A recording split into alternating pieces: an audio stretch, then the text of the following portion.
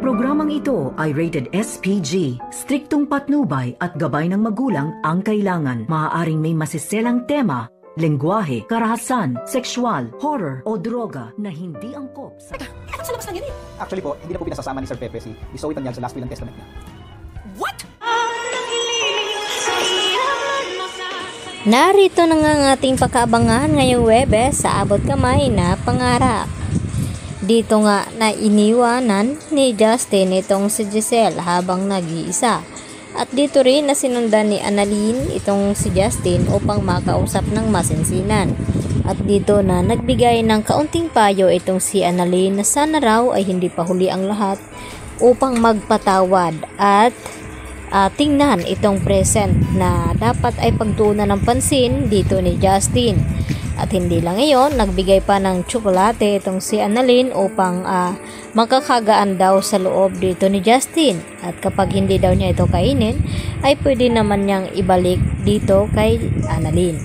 At nagtanong itong si Justin na kung papaano daw napatawad ni Annalyn itong kanyang tatay na si RJ. At dito na ipinaliwanag dito ni Annalyn kay Justin na mas gustuhin niya magpatawad kaysa hindi makumpleto ang puso dito ni Annalyn na magkaroon nga ng galit dito sa kanyang ama dahil tao lamang itong si Annalyn na kinakailangan magpatawad.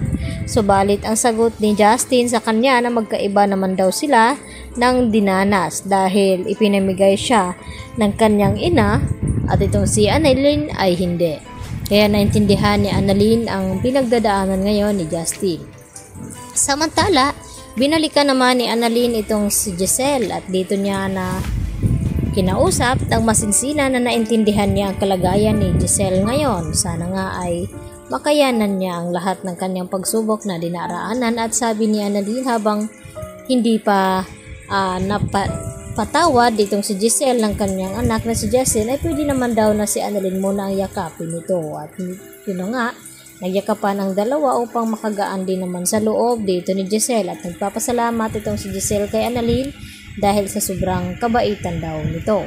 At maya-maya nga ay sinabi ni Giselle kay Annalyn na gusto daw niyang mapag-isa dahil ay gusto niya makapag-isip-isip at umalis naman itong si Annalyn at maya-maya din dumating itong si RJ at may dalang puto bongbong at bibingka na kanilang paborito daw noon ni Giselle at RJ. At dito rin na nakapagtawaran itong dalawa at humingi ng sorry sa isa't isa ang dalawang ito. Kaya nagiging maayos na rin ang kanilang samahan. Samantala nakabalik na nga itong si Justin dito sa bar kung saan naghihintay ang kanyang ama at tinanong kung kumusta ang kanilang pag-uusap. At wala namang nangyari daw at dahil hindi pa rin daw lumalambot ng puso ni Justin. At ang sinabi ng kanyang ama na kinakailangan daw nilang pumunta dito sa law office ng kanyang lolo Pepe upang may mahalagang sasabihin daw itong attorney na kinausap na pala noon ni Don Pepe.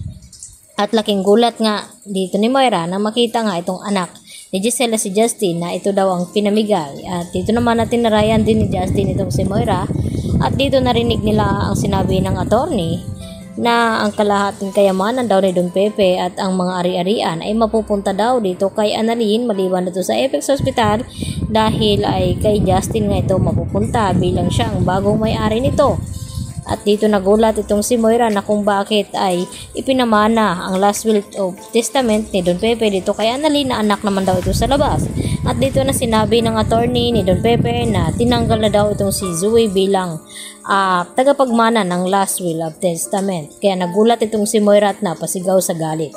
Yan ang ating pagkatutukan bukas mga kapuso. Dito lamang yan sa Abot Kamay na Pangarap.